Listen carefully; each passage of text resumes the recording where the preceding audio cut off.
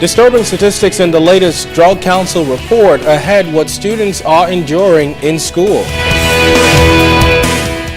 Overtime payments may be dropping, but there are some other issues that have the BEC chairman hitting back ahead his response to a former cabinet minister. And swearing to uphold justice. 2 new justices take the bench in the Supreme Court. The National Report starts now. Now in HD.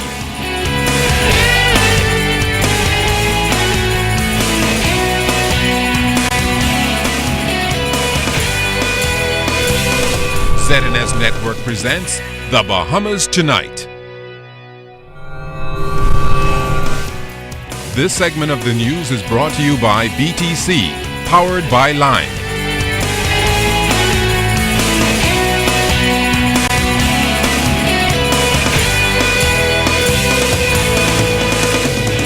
Good evening, everyone. I'm Keishla Adderley. And I'm Kendino Knowles. As always, it's good to have you with us. Topping the news tonight, the latest Bahamas Secondary School Drug Survey for 2011 indicates that 15.9% of students had been bullied at least once within a 30-day period. The National Drug Council report found that chief among the concerns were physical attacks, students carrying weapons, abuse, and bullying. Program Director Terry Fountain said the survey also showed a total of 43.8% of all students had been emotionally, verbally, or sexually abused.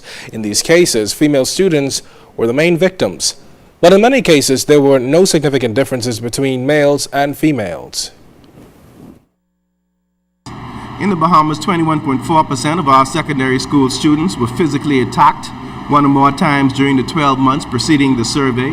That's 21.4%, 1 in every 5 physically attacked in the 12 months preceding the survey. Male students, 26% were significantly more likely than the female students at 17% to have been physically attacked during the past 12 months. Overall, 40% of the students had been in a physical fight 1 or more times during the past 12 months. That's 4 out of every 10 of our secondary school students reporting that they were in a physical fight. Now, the report also showed that 22.7% of students considered attempting suicide. The survey also showed that female students were more likely to consider suicide. Mr. Fountain said the survey also showed a total of 43.8% of all students had been emotionally, verbally, or sexually abused. Female students were the main victims of abuse. Overall, only 18.2% of the secondary students carried a weapon such as a gun or knife or 1 or more days in the last 30 days. So 18% actually did carry a weapon or knife. Male students, 27%, were significantly more likely than female students at 9% to carry a weapon in the 30 days immediately preceding the survey. BEC Chairman Leslie Miller is firing back at former State Minister for Utilities Fenton Nemore, who had claimed that Mr. Miller was claimed that he was giving inaccurate figures surrounding affairs at BEC. Miller said Nemore had no idea what he was talking about. Nemore accused Miller of underpaying people responsible for disconnecting power. Well, today Miller denied that, saying that 25 contract workers were paid $12,000 per month, accounting for $480 per month salaries. In fact, Mr. Miller said that while Mr. Nemore was responsible for BEC, 11 disconnectors made more than $7,000 a year. Miller added that he hired an additional 14 persons, bringing the total number of disconnectors to 39, each of them now at a salary of between $2,000 and $2,900 per month. This is how he responded to the pay scale which existed under Nemore's tenure. The second fellow took home $83,030. The third one took home $73,415. The next one took home $66,235. The other one took home $65,395. The one who I guess was loafing with them only took home $51,955 for 1 year. This is a reconnector, disconnector. That's your money that they took home under Nemore. That's why I think this guy is clueless. He live in la la world by himself. Now, Mr. Miller said the corporation will cut costs by any means necessary to ensure that BEC can be on good financial footing. Bahamians' electricity costs are reduced, and to keep the mandate of the minister responsible, Deputy Prime Minister Philip Davis, for all Bahamians to have electricity. We have cut overtime by $2.3 million. And we're looking at cutting that by at least $4 million before our financial year ends in October. Come hell or high water, that's what we intend to do. And those persons who abused overtime, and some are still abusing it, are simply not going to be around to do it any longer. We're not going to tolerate it. And they claim that it's the managers who sign off. It is not the managers. The managers accept the word of persons who work under him, that in fact, when they say overtime is needed, it is needed. But there's a gimmick. The fella at the top is the first one who started overtime, and he spread it down through his friends and let everybody kill overtime. That's going to stop, whether they like it or not. Less than 20 people attended the Utility Regulation and Competition Authority's first town meeting on consumer protection regulations in New Providence. Discussions focused on consumer regulations, which will be applied to the electronic communications sector and will promote a high level of consumer confidence in service delivery from IRCA licensees. IRCA's Chief Executive Officer Kathleen Smith says she's grateful to those who came and explained why more residents should show interest. We have complaints as consumers, and the only way we're going to deal with it is if you hear what we have to say and you provide us with your feedback. Do you like what we're saying? Do you want us to even go further? Or do you think it's too much? And the only way we can gauge that is if we get public input and feedback to know if we're going along the right track. We're not doing this in a vacuum. We're not doing it in isolation. And that's why we do it publicly.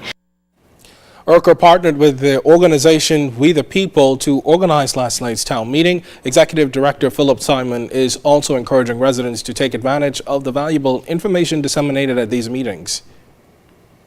I think it's a critical topic for us to be involved with. Of course, as time goes on and as IRCA expands upon its mandate, we want to get into the other utilities. We want to start having conversations relative to the monopolies that exist and obviously competition, the introduction of competition and liberalization to these markets. So this is a first step, and the document is available for persons to provide their feedback to IRCA, or they can provide it to the people.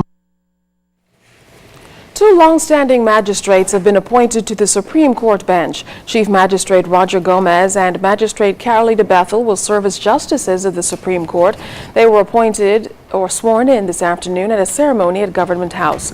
The appointments are part of the government's initiative to increase the number of judges on the Supreme Court to 20.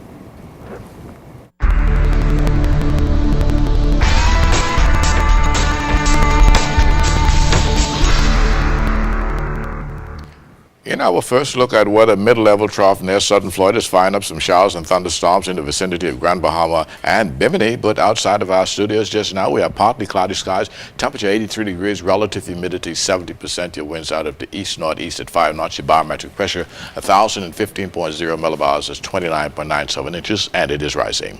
But stay tuned, temperatures around the family violence, travel and boating forecast is still to come.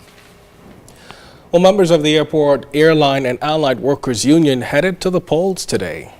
Union members were voting on whether they would keep the current president, Nellarine Harding, in place or opt for a change with Jewel Fountain, who is also running for president. The polls opened at 8:30 this morning and closed at 5:30.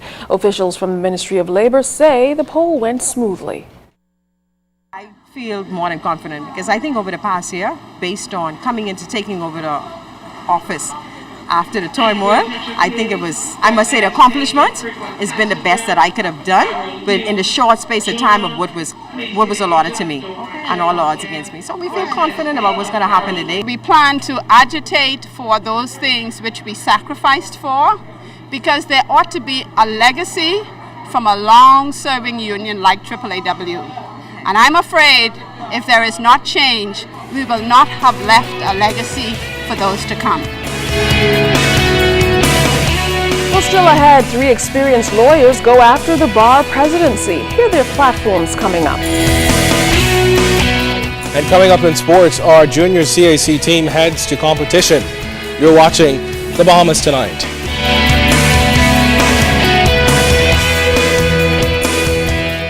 As a journalist, I've had so many wonderful experiences when it came to the arts in the Bahamas. I didn't realize how much talent we have in this country, from Abaco to Inagua. There are many great artists, and when you look at fine artists, we have people who've passed on, like Brent Malone, Amos Ferguson, Jackson Burnside, and others who are still alive, like John Beadle, John Cox, Jessica Colebrook. We also have Sue Ann Bennett. And there's just so much to be grateful for. When you look at their work, it takes you through a whole experience. You'd have to see their work to know how powerful it is. And when it comes to the arts, there's also music. We have greats like Ronnie Butler, KB.